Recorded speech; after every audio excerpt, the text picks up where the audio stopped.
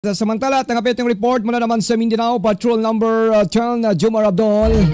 Sa kanyang balita ngayong umaga mga kapitime, dalawang bangkay natagpuan sa Dato Angal, Amida Timbang sa Maguindanao del Sur. Ay nakilala na mga kabigtime. Standby, Jomar! Big news. Patrol Report. Yes, Jomar, magandang umaga. Ibalita mo. Magandang umaga mga kabigtay para sa Big News ngayon, Mindanao. Nakilala na ang dalawang bangkay ng lalaki na natagpuan sa Sitio Ataw, Barangay Tulunan, sa bayan ng Dato Angal, Midtimbang, Maguindanao del Sur, Kamakalawa. Ito ang kinumpirma ni Police Captain Tamayo na siyang tagapagsalita ng Maguindanao del Sur Police Provincial Office. Ayon kay Police Captain Tamayo, ang mga kaanak mismo ng mga biktima ang nagkumpirma sa kanilang pagkakakilanlan.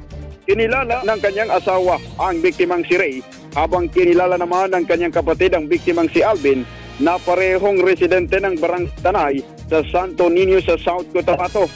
Matapos maipalabas ang balita tungkol sa pagkakatagpo ng mga bangkay, nakatanggap ng tawag ang Dato Angal Midtimbang Municipal Police Station mula sa mga kaamag-anak ng mga biktima kinagabihan.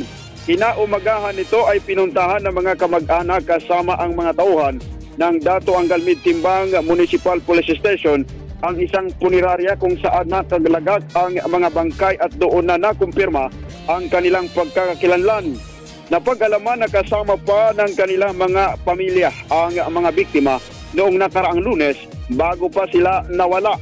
Patuloy na nakikipag-ugnayan ang PNP sa pamilya upang matukoy ang mga pinuntahan ng mga biktima at ang dahilan ng kanilang pagkakapadpad sa nasabing lugar. Patuloy pa rin ang investigasyon upang malaman ang totoong sanhi ng pagkamatay ng dalawa. Para sa Big News ngayon, Pilipinas, Patrol numero 10, Jomar Abdul. Big news. Patrol Report. Big news. Police Report.